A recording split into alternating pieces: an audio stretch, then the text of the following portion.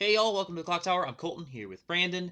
3 events to talk about. We're not going to spend too much time talking about them because we're going to talk about them more in depth in 2 weeks, and we'll get to why in a minute.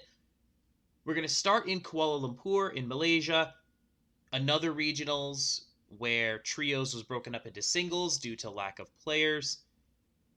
Only 23 players, and honestly, it's not really worth talking about this one for very long. You can see from top 8 that this was not a meta heavy or meta dense event at all. We have 2 Bunny Girl 8 salvage lists in top 8. One was the winner. Second place was Dengeki Bunko Excel World Wind into the Shauna top end. Third place was just a Cats list. Fourth place, 8 Choice Blue Archive. But then 5 through 8, you see 8 Pants, Spy Family, an Overlord, and an Avatar trial deck. But again, only 23 players. Another one of those events where teams show up. There aren't enough teams. They break it up into singles. So, not shocking to see kind of an eclectic top 8, especially in an event that, again, trios, we've talked about this, when you take an event that's already pretty casual and then break up these teams that are filled with people playing kind of whatever they want, it definitely dilutes the meta relevance of the pool. So, not a lot to take away from this other than, notch another one for 8 salvage Bunny Girl, I guess. No Pixar. And no Pixar in one of the, 2 regions where you could actually play it. No Pixar, no Disney in top cut. Moving on to the event that is easily the most relevant from the weekend in Rosemont. 58 teams. I was there at this one. First place was the team from our locals, not the team that I was on. I took 2 new players to try to give them kind of a first taste of regionals play.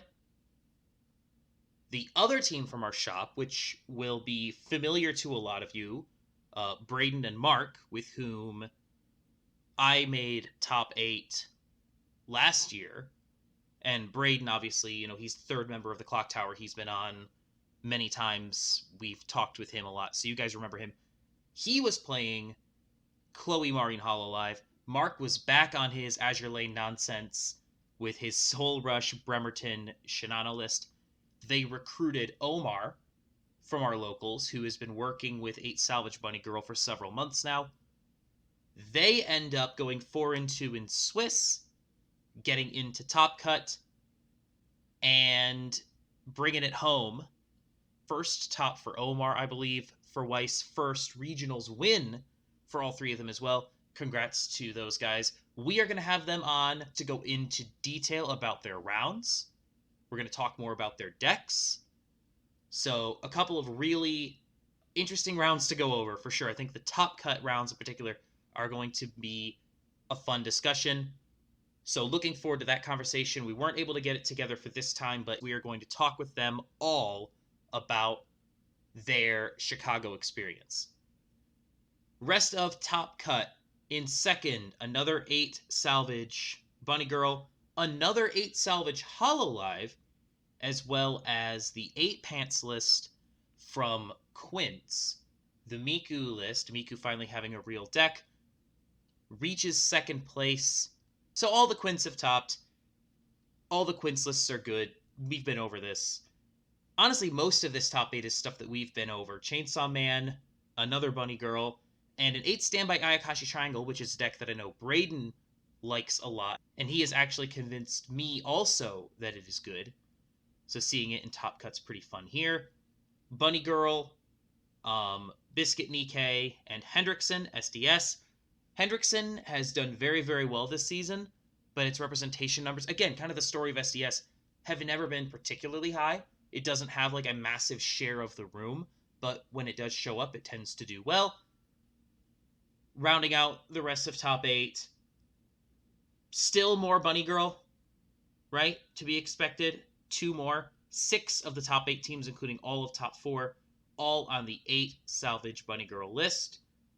2 more Nikes, both of them biscuit, 2 Hendricksons, 2 Overlords as well, a Bochi the Rock, a Freerin, an 8 Pants Spy Family, and another 8 salvage Hololive. The Freerin, Spy Family, and Hololive all in the same team for what it's worth. So those 3 that I think a lot of people have kind of considered off meta for most of this trio season, they were all on the same team, the 3 of them.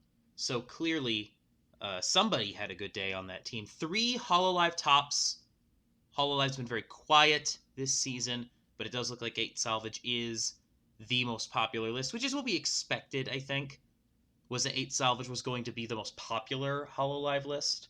You could debate what the best Hololive list is. There are several that are reasonable contenders, I think, but this is the one that we expected to see the most play in trios this season.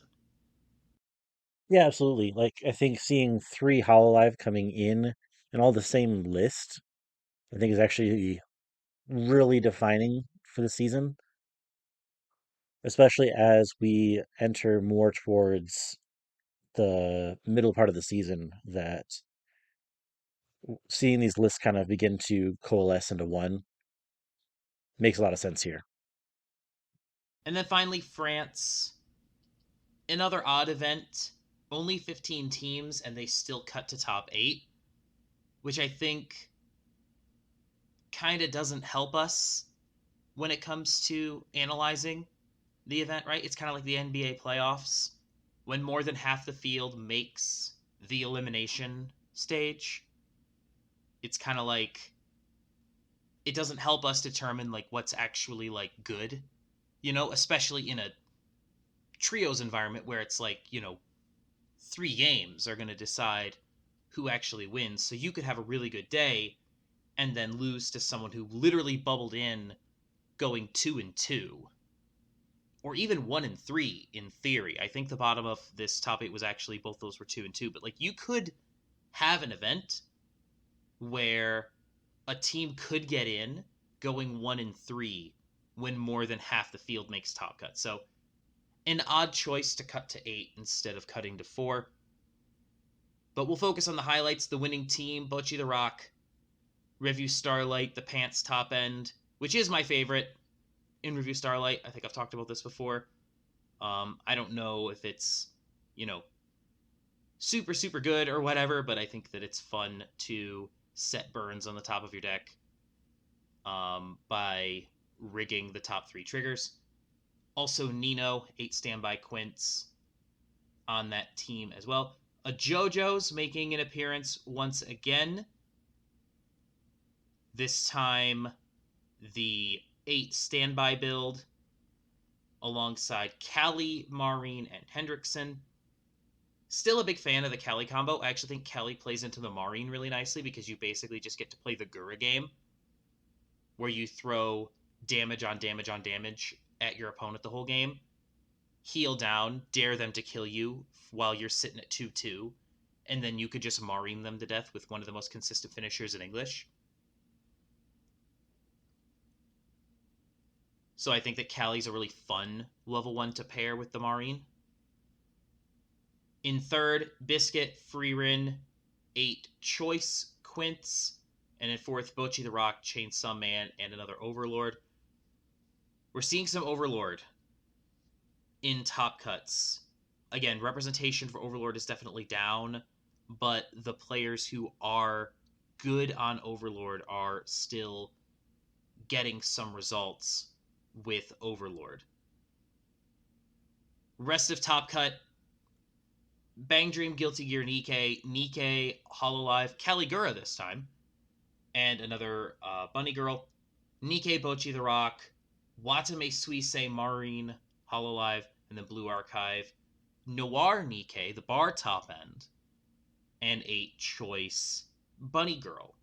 But again, I don't think we want to go too much into detail about these because this is the middle of the pack at an event this Yeah. size. So, and also, the other thing that's a little bit annoying about this is like, I don't know if like Blue Archive Noir 8 choice Bunny Girl was the team that went 4-0 and was ranked number 1, right? Like, we don't have any way of knowing that. And it would have been fun to know that so we could talk about it in a way that was meaningful. Like, it's almost like the extra round of Top Cut somehow gives us less information. Nothing against these players, obviously. Like, Top Cut is Top Cut. You play the tournament that you're dealt. But not my favorite organizational choice on Bushiroad's part. Only one other thing I think worth mentioning today, and that is mostly just a funny thing that Bushiroad did. The music theme cup is coming up, as you've probably seen on Bushiroad's social media. And the reason you probably seen it on Bushiroad's social media is because they had to post it twice, because the first time they posted it, the prize CX, the PR, that is your participation, I think it's just participation for the music cup. I think like a foil is the winner's prize or whatever. It's a theme cup, right? They're not going to give us like Yeah. crazy prizing. But the initial image of that CX was a red pants Climax. And it kind of threw everyone into a little tizzy for a minute. Because one of the few things that remains in Weiss in relation to color identity, other than a handful of minutia, is climaxes are always the same color, with the exception of I think two souls, stock souls, and like split souls. Those are like the only ones that are not fixed to a color. If the trigger in the corner is unique, if it's pants, if it's salvage, if it's standby, if it's bar, if it's book, if it's bag, whatever it is, it's locked to a color. So for a moment, it felt like Bushiroad was like quietly breaking the news that they were going to go off color identity with trigger icons. As it turned out, somehow they made a typo on the image. Image typos. They're the best. I don't know if you just clicked the wrong button in the card art generation machine. I don't know if someone asked an AI image generator to make what they thought a Weiss Schwarz Climax card was supposed to look like. I don't know. But in any case, they have updated it with the appropriate image where it is, in fact, a regular salvage CX that is supposed to be red.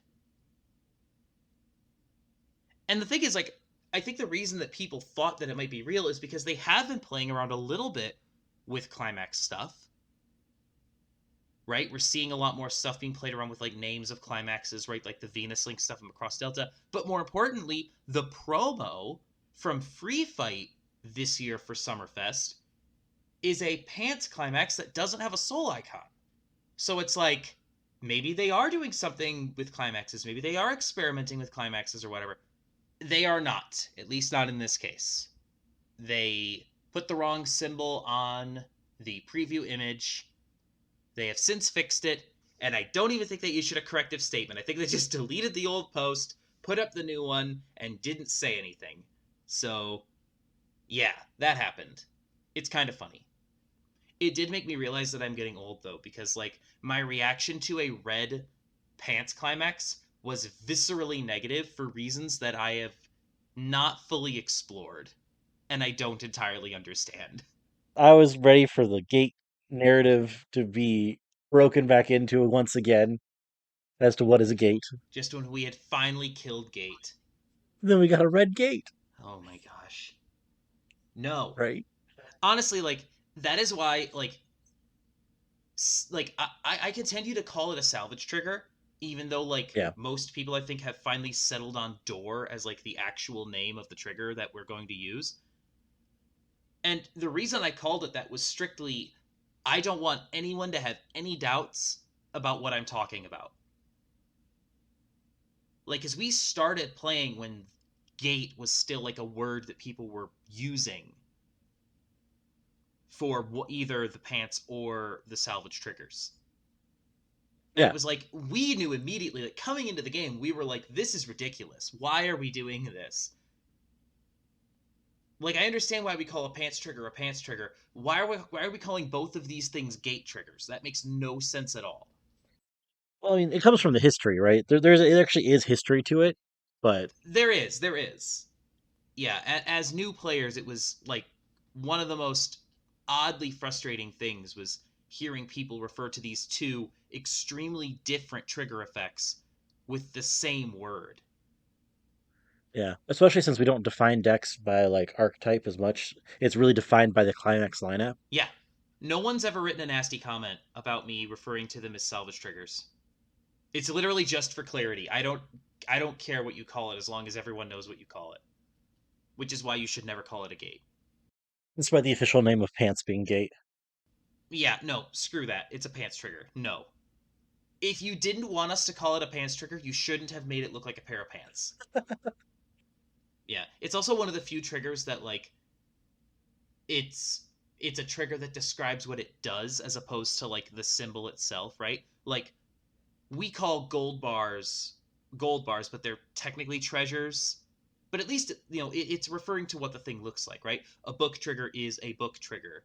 A gate trigger is a gate trigger, and we call it pants trigger. It looks like a pair of pants, right? All these things are in reference to what the trigger looks like, except for the comeback trigger, which does look more like a gate than the gate trigger does.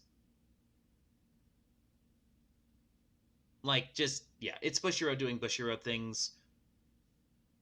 It's whatever. This is a horse that's we had to dig up this horse to beat it. Did we though? It was kind of presented on a silver platter.